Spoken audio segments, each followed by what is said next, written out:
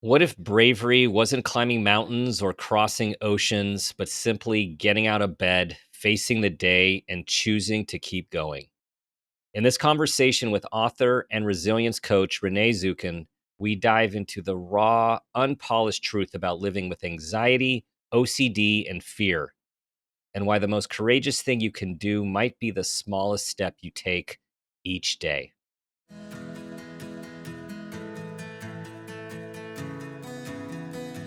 Welcome to Make It a Great One with Dr. Dan. I'm Dan Peters, psychologist and executive leadership coach. This show is all about bringing hope, connection, awareness, and wisdom through meaningful conversations that inspire us to be better versions of ourselves and have a positive impact on humanity.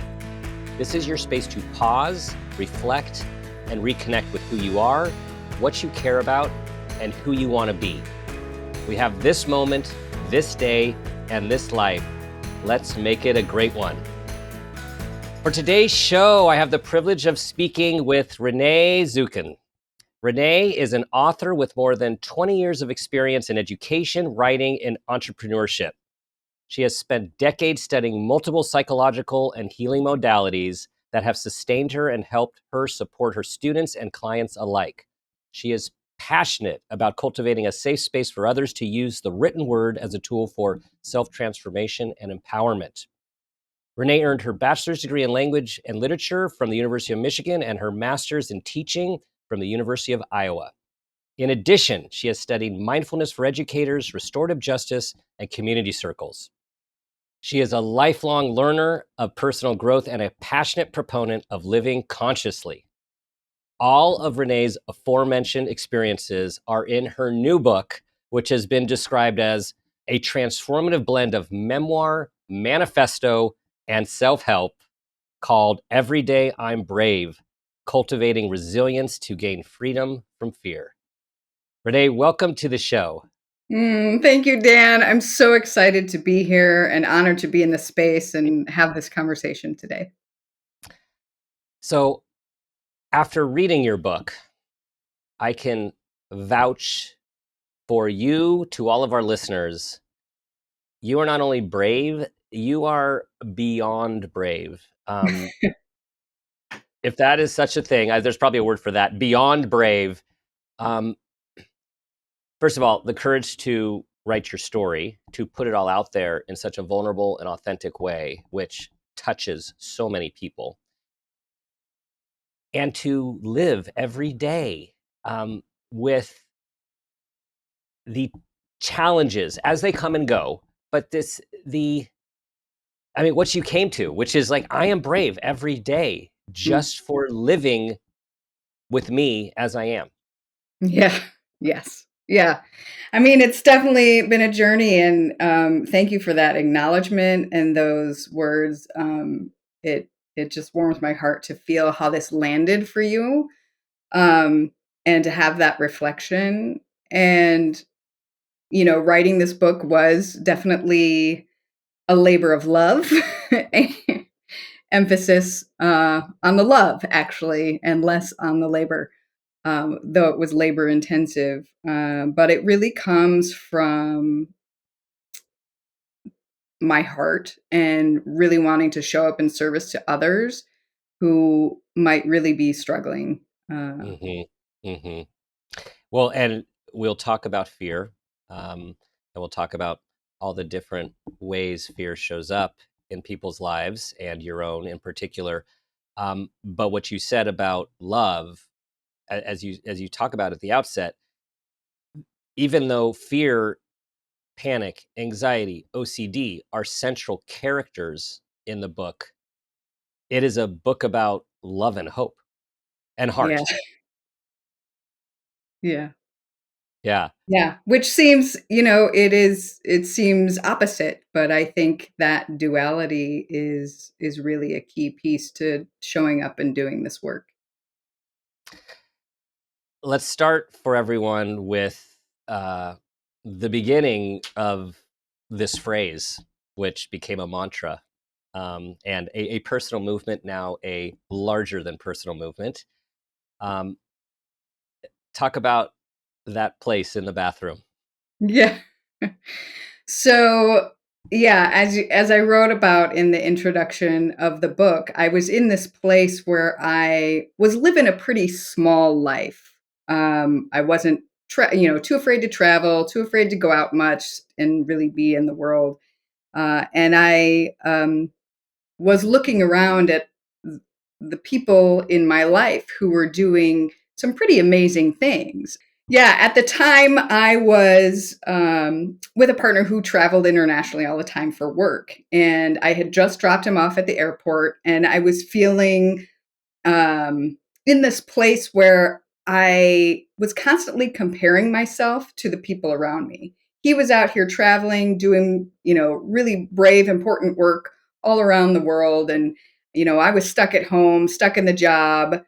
Fear kept me pretty grounded and small in a lot of my life. I'd look through social media and I'd see my friends, having the girls' trip on the weekend, and or simply like getting together for dinner, which was something that was actually really hard for me to do. And I just started getting angry instead of sad. And it was like this next level. And I was like, yeah, these people are brave, but it was really brave for me to get out of bed today. Hmm. Like the fact that I showed up at work, that took courage with all the other stuff, going on. And I started, you know, shifting this perspective of what bravery really meant for me, and that I didn't have to compare my brave to somebody else's brave. Hmm. And I didn't even have to compare what was brave for me one day to the next, or even moment to moment. What became really important, and how every day I'm brave became this mantra, was it allowed me, first of all, the self-compassion to stop Hmm. fighting myself about why I couldn't do things. And then, and it cultivated this momentum. I just got unstuck when I was able to really rest in that knowing that actually, I am brave. This is what it looks like. And I can use it to propel me forward when I maybe don't feel so brave. Yeah. Yeah. And this is when, still, if I'm not mistaken, you were doing all this on your own, right? Yes. This is before even Dr. Temple and all of his wisdom, Yeah. and all of that amazing work that you did. So this is you with sheer grit, sheer, like, what we call like the white knuckling approach to getting through anxiety, or planes, which is one of the Yeah. things we'll talk about, right? One of the things that Mhm. that you have slayed, or slaying probably. Yeah. Um, and just getting through it on sheer will. And you were doing it. You were getting through on sheer will and fortitude, and how hard that was. And as you said, how, what we don't realize is how much our lives, when anxiety creeps in, natural human instinct is to avoid what is unpleasant, what is anxiety provoking. From the Mhm. narrative therapy that I was trained in years ago, we would talk about how, um, avoidance is anxiety's best friend. Like Yep. they come together, right?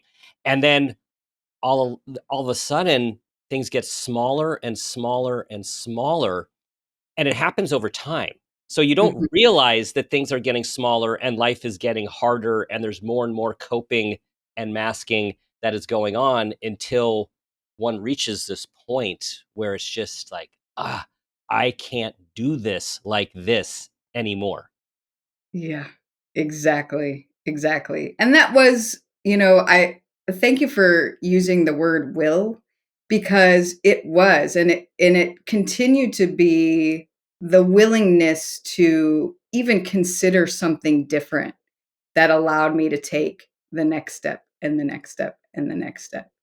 And even from that really small place, and as throughout the book, there's ebbs and flows, because this life is not a straight journey upwards into healing, Nope. right? No. No. So there's these moments in which the only thing you have is the willingness to to have a little bit of hope that there is something different, better, next out there. And you just have to allow yourself to be in the mess of it. Hmm. Well, and that that speaks to your evolution towards the East, combining the Western philosophies with the Eastern philosophies, Mhm, right? About how there are these labels, there are these prescriptions, both medicine and non-prescriptions of therapy, uh, mhm, uh, cognitive behavioral therapy, which you have done plenty of, and mhm, ERP, exposure response prevention. And then there is the present based messiness, letting it all come through you, allowing yourself to feel it, which is such a duality for those of us who have experienced anxiety. mhm. Is what you're trying to do is ward it off, but that's just a natural instinct. But this other side, this other mindful yogi Eastern philosophy is saying, actually accept it, allow it, embrace it as part of you, and let it come through you. And Mhm. so, what was it like, this tug of war between these two approaches? And I guess to add to that, how do you use both? Because you are a yes and. Yes. I am a yes and, it's true. How do you use both? Very carefully. Mm-hmm. Mm-hmm. Um, and I'll fully admit that this was a really challenging lesson for me to learn and relearn and recommit to time and time again, because you're right, your first instinct is to avoid at all costs this feeling. How can I feel better? I just want it to go away. How can I make it go away? Why am I like this? Why, this is with that, very visceral and physical experience of anxiety. Um, just causes us to think that, of course, there's something wrong. I mean, that's evolutionarily, right? That's the alarm system going off. So what's it tipping us off to, and how can I avoid it, and how can I never experience this? And one of the things that Dr. Temple would say to me is, what if you just let the fear be there? What if you just allow it? And I'd be like, what are you talking about? This How guy's, is that even possible? I'm paying you for this kind of information. Yeah. Yeah. Yeah. So, it took, and I'm a little stubborn, just a little bit. And Uh, so I'm gonna go. That's probably an understatement, but yes. Yeah. Yeah. so it really took me hearing him say that probably 100, 1,000 times until one day it just finally clicked. And I was like, I don't have to do anything with this feeling. I can allow this feeling, these thoughts to be present. And you can see, for anybody watching, I'm kind of holding I'm Mm-hmm. holding this imaginary like bubble to the left of over my shoulder, and that's kind of what I have to do in my own imagination. Like, okay, I'm just going to put it here. It's going to sit here next to me over my shoulder, and I don't have to do anything about it. If, it's really loud and obviously like full embodied, I've got my tools also, right? We're breathing, we're counting, we're doing, tapping into our senses, we're all those things, right? I got a very rich toolbox. Mm-hmm. But this very basic understanding of allowing immediately, like, lessened the impact and the intensity of what I had been experiencing, quite a bit, and it was life changing, and it was something, so now I just, hear his voice in my head all the time. What if Mm-hmm. you just let it be there? Okay, okay, Mm-hmm. okay, I will. The little Dr. Temple on your shoulder, right? Yeah, Right. yeah. I mean, that's to have such a trusted guide in Mm, our lives is such a treasure. yeah. That voice that gives us confidence and gives us the wisdom that we can carry with us. And I think that's what these really healthy healing relationships do. Like we Mm, carry the person and the relationship with us even when we walk beyond. absolutely. It's a gift. Yes. So those who've listened to me over the years know that I have a conflictual relationship with diagnoses, as someone who has given a lot of them over the years as a psychologist, and always really grapple with the meaning, the purpose, the words, and so I say this to bring us into the conversation about the diagnoses that you share, because they're so important Mm, for understanding. And this is a perfect example, when done appropriately, how these new labels to you in adulthood changed the way you saw yourself and opened up possibilities for mhm. change and healing. So, um, OCD, obsessive compulsive disorder, not diagnosed till your 30s, right? So many of us walk around with traits, tendencies, and beyond, with Right. just thinking like, yeah, that's just me. Doesn't everyone do that? Or like, okay, this might feel a little weird, so maybe I'm going to keep this thing to myself, but this makes me feel better, and I'm fine. So I'm just going to move on. And that's just one thing. And then you go through life, and then you have had dealt with depression and anxiety at different parts in your life, but then all of a sudden come these other labels like panic disorder, right? As a separate thing. And for anyone who's ever experienced panic, you don't want that. It's terrible. Like, you feel like you're going to die, even though you're not, but you feel like you are. We'll talk about some of that, how the approach of that, of surviving that wave. Mhm. Um, and then there's things like agoraphobia, like this other word that a lot of people hear about. And I think it gets sensationalized on, people think about, it's a person who has never left their home for 30 years. Well, Right.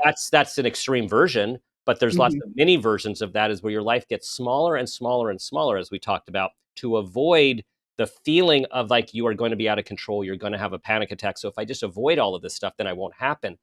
And more. And so talk about, here you are, an adult who's lived with yourself for a very long time, very stubborn, very strong, has grit, successful human being. Like, you're out there doing life. You're a Mm. mom, you're a partner, and yet all of a sudden these new labels are coming at you. What was that like? Yeah. Thank you for this question. And I think you and I are on very similar pages when it comes to the value and purpose of diagnoses. For me, being diagnosed with OCD happened in my 30s because um, what is really a very internal experience became very external. I suddenly was having so OCD. One of the pieces of it, key pieces, is intrusive thoughts, and so for a long time, I just thought those were all my thoughts. Like, I'm just this person who thinks these thoughts, and oh, that's kind of weird. And okay, like you said, oh, we just won't mention that one, Yep. or you know.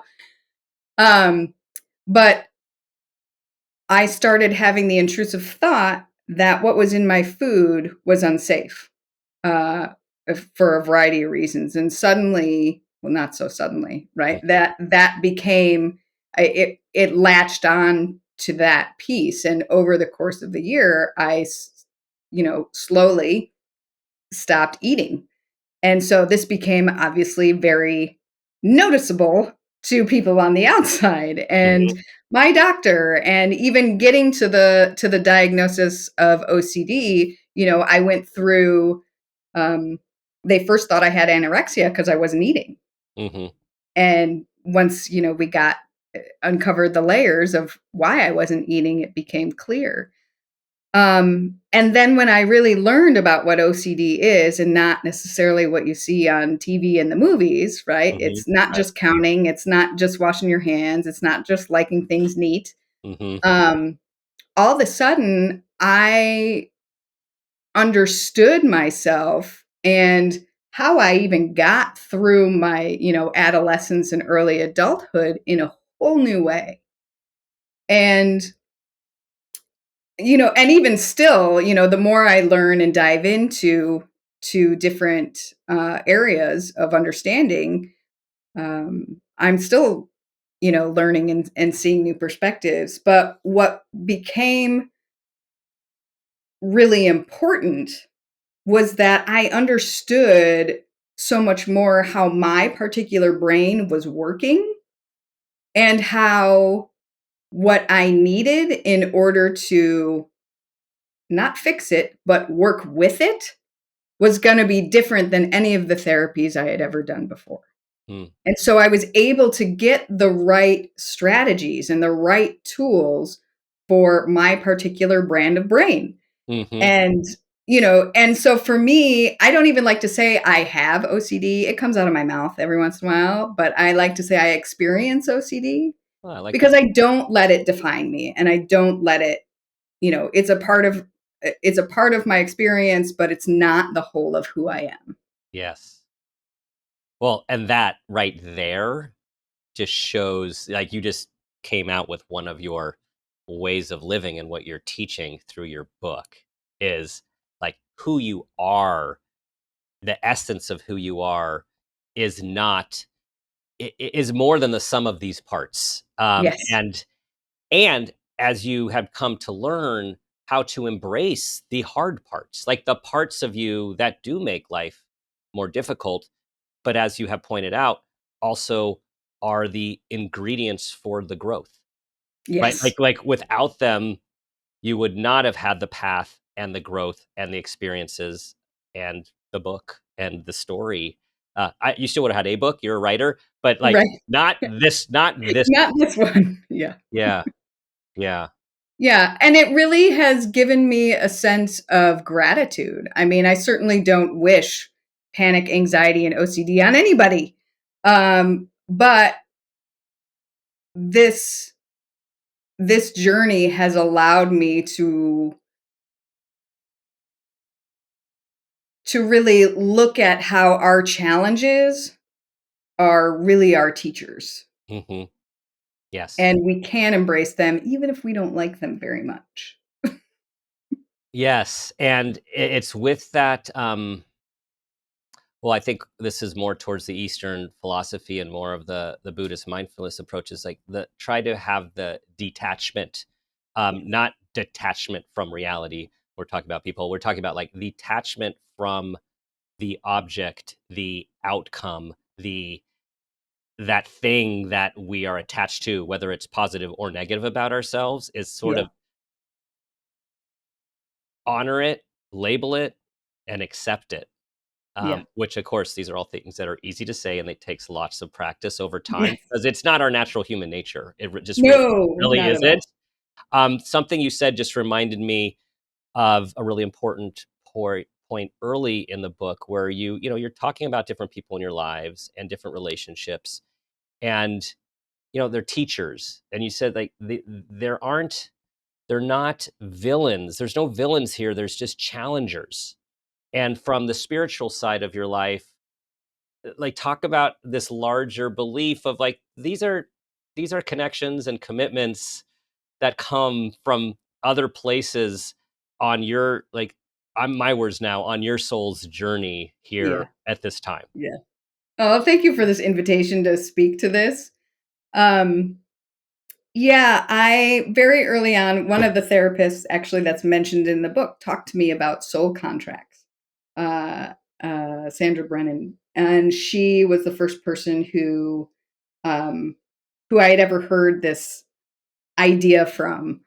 So I really valued that. And you know, the soul contract, right? We come here for a certain experience to learn certain things, and the the essence of who I am, my higher self, my soul, all whatever words you want to use, um, kind of knows what it's doing. It's putting people in my path who are going to teach me the things that I need to learn. And so, I know there's some quotes out there about everyone you meet. They're either going to teach you something, or they're a great connection, or there's something there for you in the exchange. And so I my kind of universal worldview, you'll hear it said, we're all connected, Hmm. right? Yeah. Energy cannot be created or destroyed. We're all like in this, Hmm. This vortex whatever together. this is, Yep. together. And for me, understanding that, okay, if I put myself, if my higher self put this, 3D version of me in this situation, what am I supposed to learn from it? Hmm. And how can I come to the table with any interaction knowing that I only get 50% of the responsibility here? Because they're another human on the path too. And so seeing that allowed me really to not come from a place of victimhood, which I think is really important. You Hmm. can't grow, you can't change the story from a place of victimhood. Um, and we have the power to rewrite our story. We have the power to create what we want. And so being able to appreciate, even if the some of the experiences with other people weren't very fun, that it wasn't from this like villainous, evil Hmm. Right. darkness. Like, They're um, mirrors, right?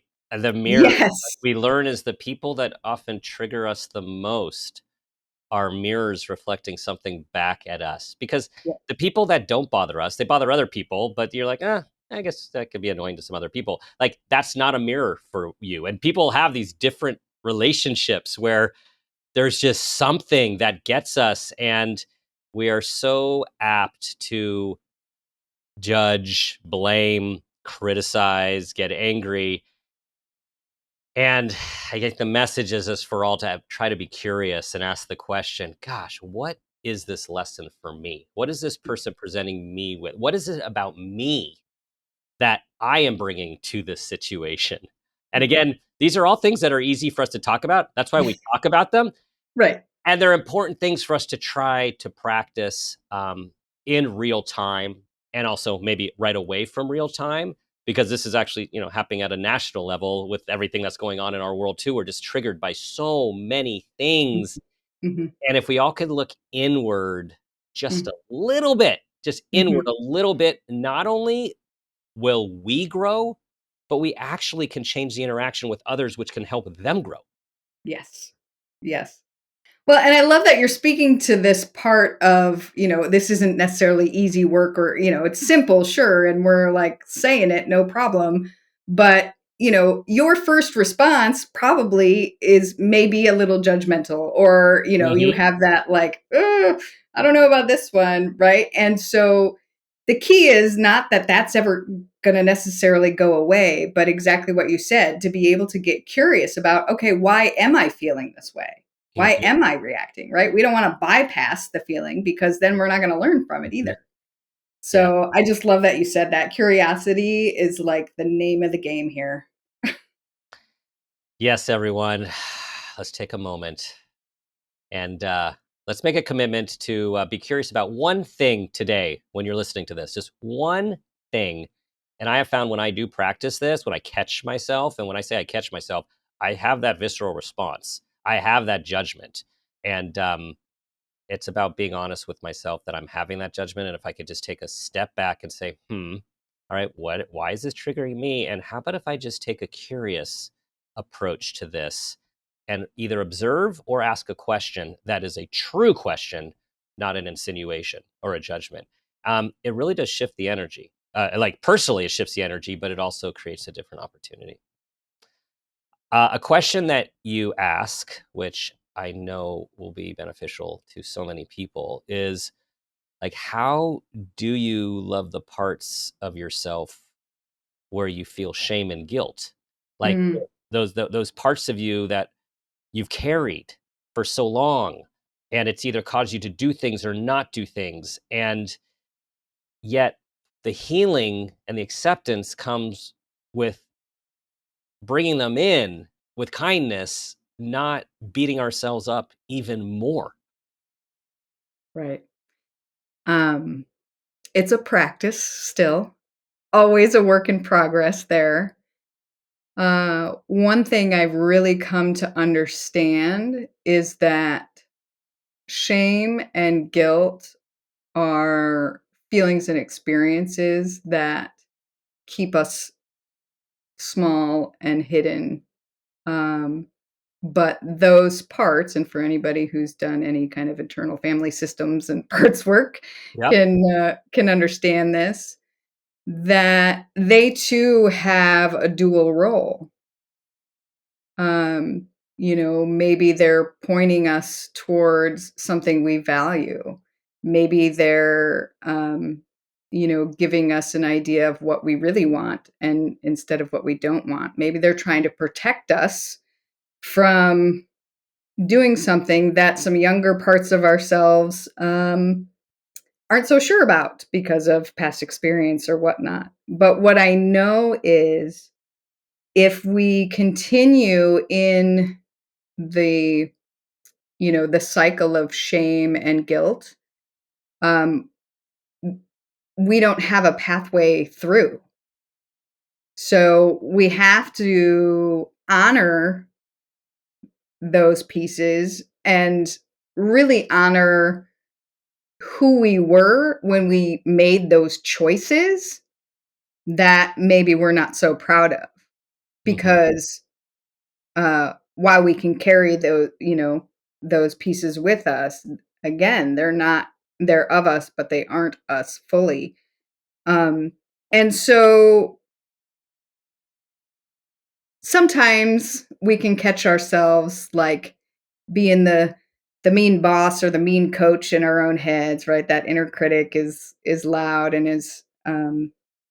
and it comes from this fearful place. It comes from protection. And so honoring where it comes from, asking, like you said, asking the question, like even of those parts of us that feel shame and guilt can change the intensity of it, um, and allow us to just again get curious, right? Who was I when I did the thing that I'm not so proud of now?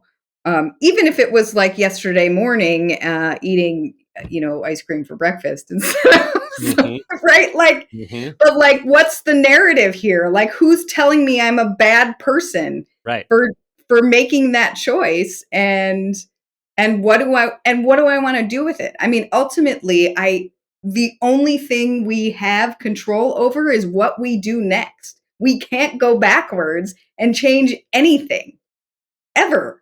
No. So like don't waste your energy. Right.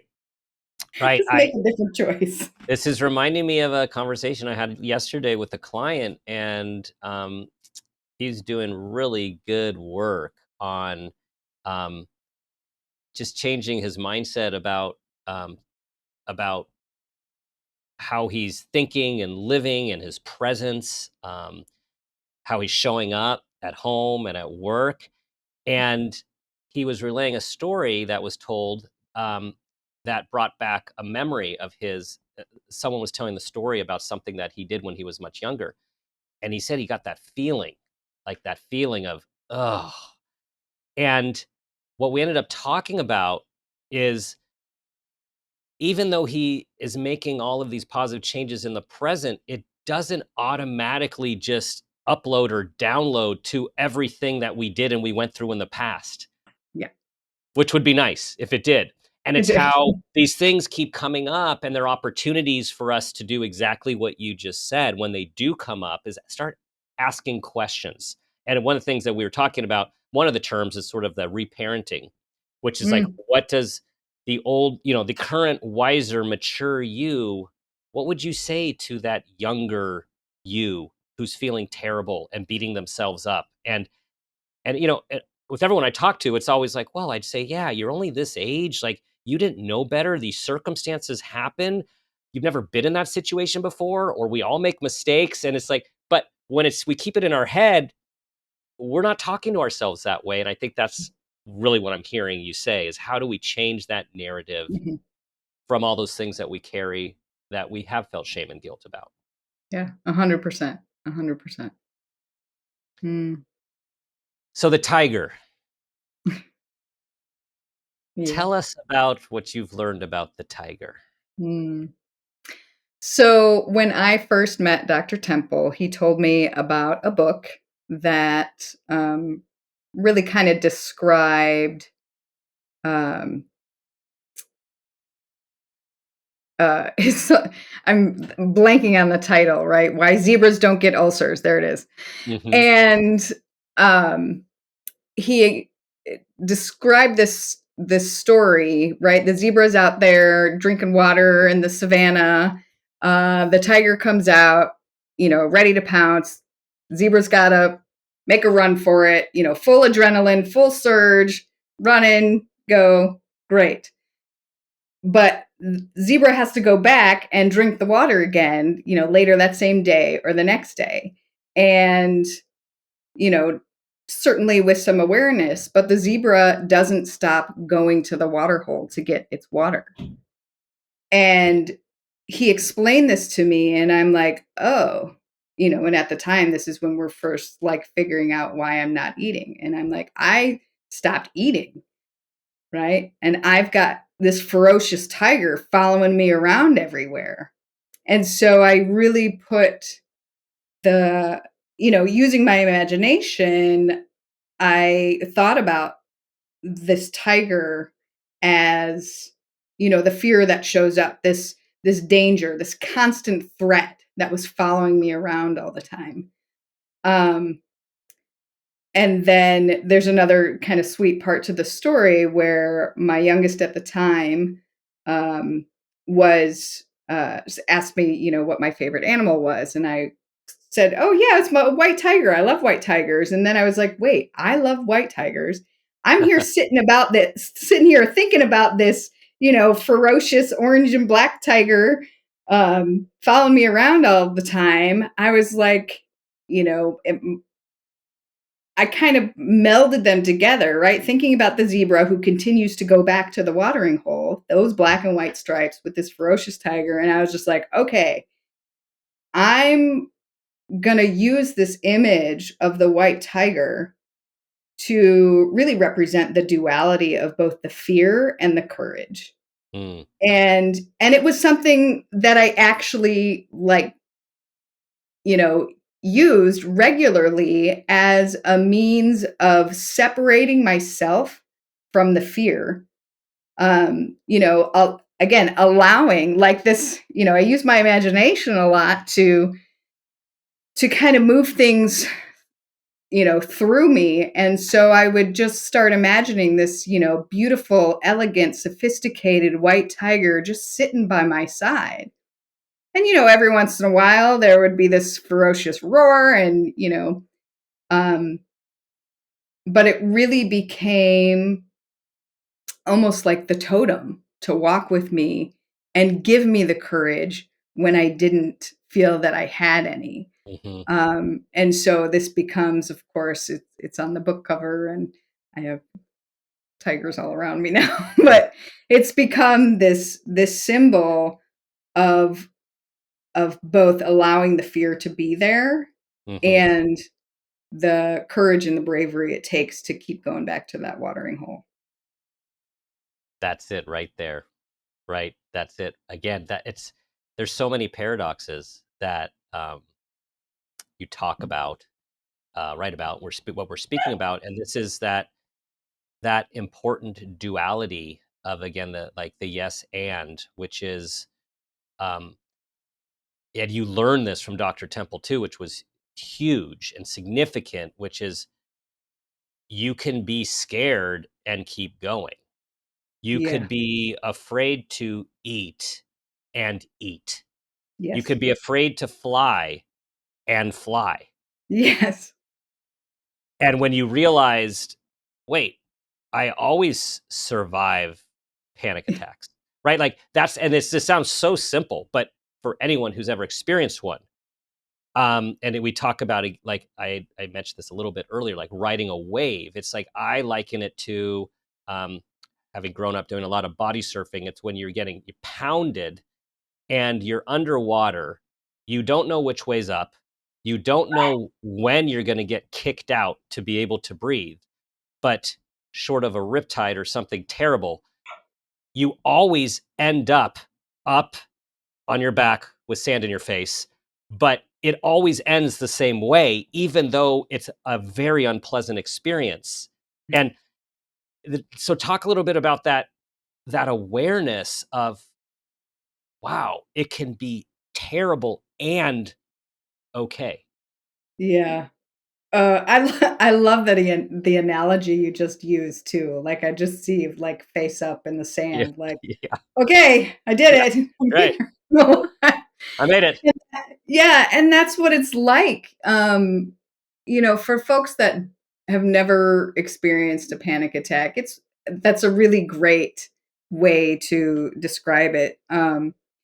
But as we were talking about previously, right, the avoidance is like running the show here. So anything that I can do to avoid that sheer panic, Mm, right, where I feel like I can't breathe, my heart is racing, am I dying, my whole body, I'm completely, where am I, right, dissociated, all the things. Um, and you want to avoid that at all costs. And so when I got to this place where, um, certainly timeline shifts. And at some point, Dr. Temple retires, and I meet a new practitioner who has also worked under him. Um, and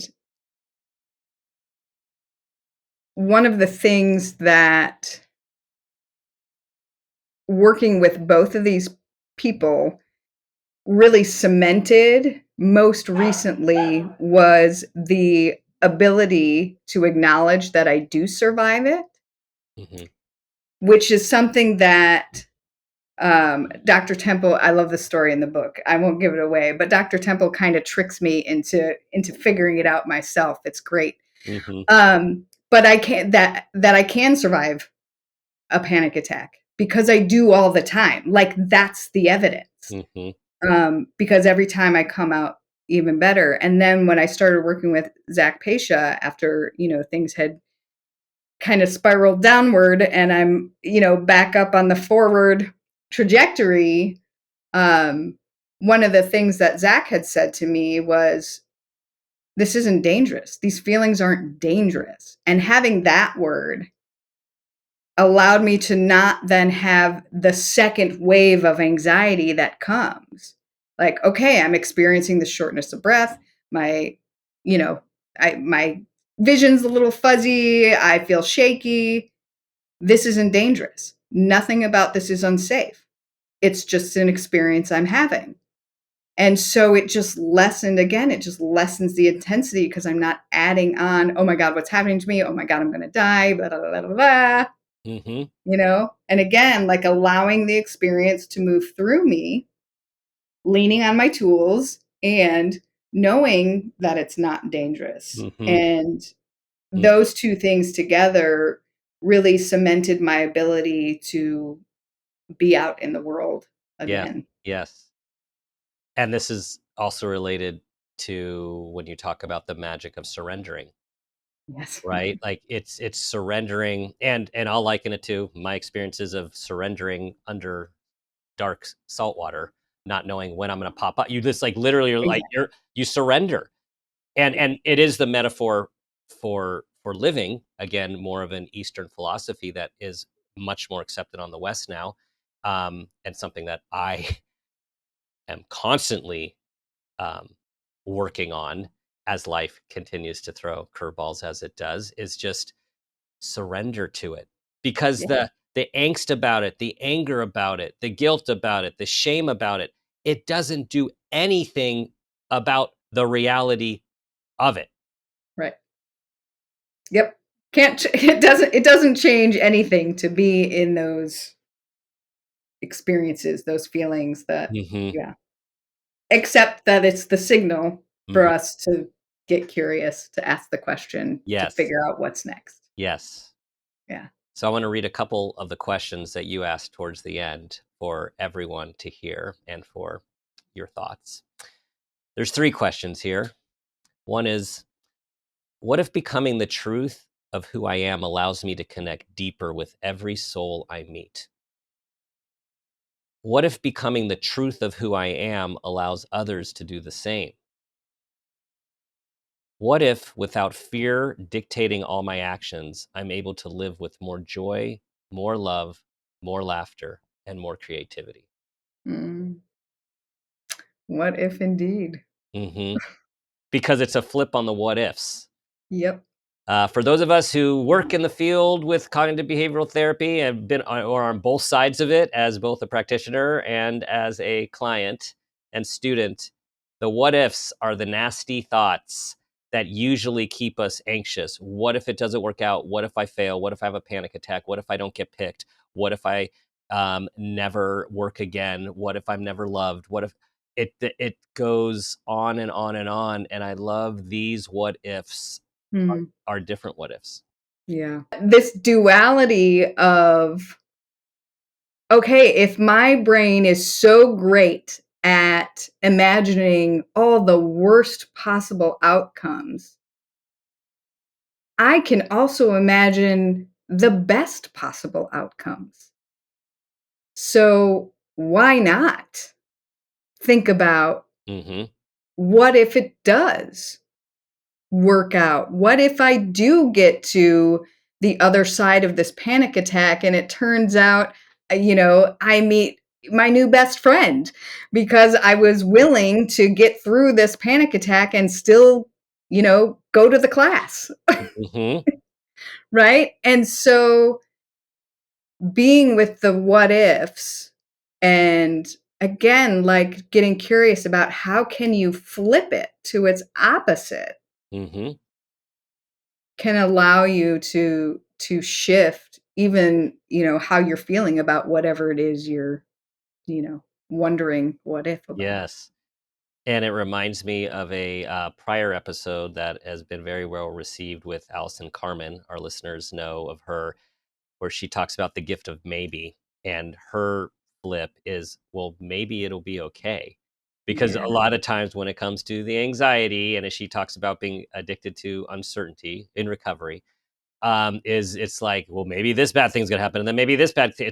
It's very similar to the what ifs, and this is for everyone to know that our minds, for various reasons, naturally take us there. They naturally take us there as humans. They naturally take us there from evolutionary survival reasons. They take us there because of different life circumstances or experiences or traumas that we've had.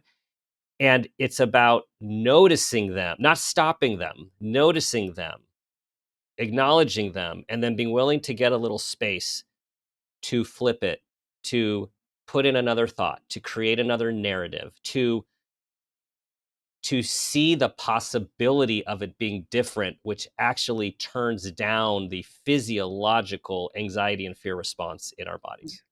Yeah, beautifully said. I want to, as we're winding down, I'm going to read a longer passage that you had at the end because I tried to cut it down, but I couldn't.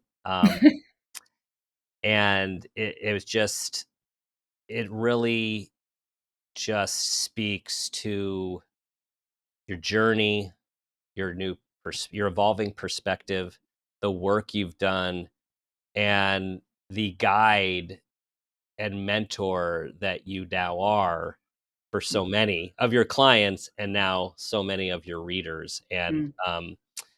it's inspiring. So here it is. We are not separate. The whole of everything in the universe connects us, the vibrations of sounds and atoms, the magnetism and mirrors. I rest in that deep knowing I have and am grateful when nature reminds me of that connection. When it feels so hard, when it feels hopeless and dark, there's a comfort in remembering that we're not alone, even when it feels so lonely. This moment and others like it also allow me to understand that the fear I experience is part of a deeper purpose I hold, It is the struggle I've known and also the catalyst that propels me to learn and grow. Again and again, I have to refuse to allow fear to hold me back and instead learn to appreciate what it was showing me, which is that I no longer have to fear the fear. Instead, I can embrace fear and lean into its lessons and its opportunities. I can allow fear to be there and at the same time be open to a perspective of possibility and hope. I can do this by showing up authentically, by being more compassionate to myself and to others, especially when challenges surface. I can seek support and not feel ashamed to ask for help when needed. There is a way through the darkness, and it starts with the willingness to believe another path is possible, even when we can't quite see it yet.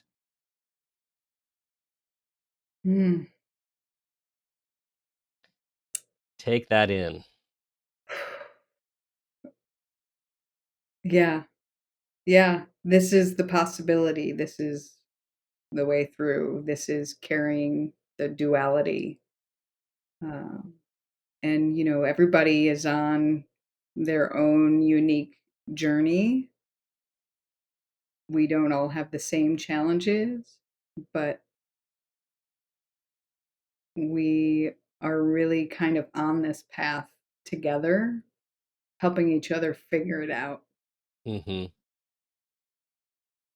What is your latest and evolving understanding of this purpose that you have? Hmm. Hmm. My latest and evolving understanding of this purpose. I think that there is something yet unknown that hasn't come through into the tangibility yet. This particular moment with the release of this book has been so potent in the experience of understanding that this message has a life of its own outside of what I've created. And I'm so excited to bear witness to what happens next. Mm, beautiful. Mm. And that's a great place for us to leave, which is for everyone to be open to what happens next in our lives, um, to be open to those possibilities and to open the openness as opposed to those doors that sort of shut on us and close us in, that fear. And all those do is like it shuts the doors, it shuts the windows, it shuts down the possibilities. And when we can be, if not excited, curious, hopeful about what's next, because there is so much we do not know and understand. Um, which when we can really lean into that, it's one of like the marvels and mysteries of the universe and our humanity. Absolutely. Well, Renee, I will end with where I started. You are beyond brave. And for everyone listening, we just talked about bits and pieces of the story. There's a lot to the story, and there is depth. And because Renee is also an author and a writing expert, she takes us on a journey with that skill that she's on, which is why this is a part manifesto, part memoir, and part self help, all rolled up in one. So, Renee, thank you, and tell everyone this book this recording is just out. So tell everyone where they can find it and what you're up to. Thanks so much, Dan. It's just been an honor and a pleasure to have this conversation today. So thrilled. You can go to everydayimbrave.com and, there's places to order the book. There's some resources there. And you can, of course, see what we're we're up to as the next phase unfolds of whatever is coming through. Because it's coming. It's Something's coming. coming. Yeah.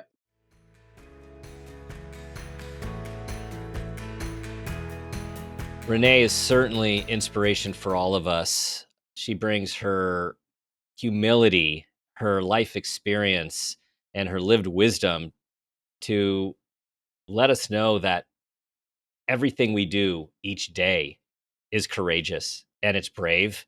And we need to honor that. And we need to just do the best we can while we're here growing and expanding and knowing that life gives us lots of lessons in lots of different forms. And we're here to learn and keep on going. And here are 5 key takeaways from our conversation. Number 1, bravery is personal. Your brave doesn't need to look like anyone else's. Sometimes it's as simple as just showing up. Number 2, allow the fear. Resisting fear often fuels it. Allowing it to exist can loosen its grip. Number 3, labels can liberate. The right diagnosis isn't a definition, it does not define you, but it's a doorway to understanding and effective tools. 4, flip the what if. Replace what if I fail with what if this works to shift from anxiety to possibility. And number 5, fear and courage coexist. You can be afraid and still move forward. The two often walk hand in hand. Well, that concludes our show and inspires us to be brave, to walk with courage, to go on, to ask for help, and to keep on going, even in the darkest times. And now, if you have not heard, we are bringing back Sitting Down with Dr. Dan episodes where I answer your listener questions. So bring us your questions. This time, we want to do it a little differently. We want to hear your voice. So please send us an audio file or a video file to podcast@drdanpeters.com so we can play your voice on our podcast and I can answer your question. Your question can be about anything related to our show and living, about purpose, about possibility, about personal growth, or anything else that's on your mind. If you don't want to send your voice in, we still want to hear your question. So you can always DM us on social at Dr. Dan Peters and also email us podcast@drdanpeters.com. Thank you for listening. Thank you for sharing this with all of those you think will benefit, for your 5-star reviews, and for being a part of our community. We have this moment, this day, and this life. Let's make it a great one. This has been a Peters and Rossi production. Make It a Great One with Dr. Dan is produced by Laura Rossi. Our engineer is Phil Rossi. Theme music is Uplifting Folk by Awesome Music. Artwork by Kelly Dwyer. Follow us on social media at Dr. Dan Peters. For more information, visit drdanpeters.com.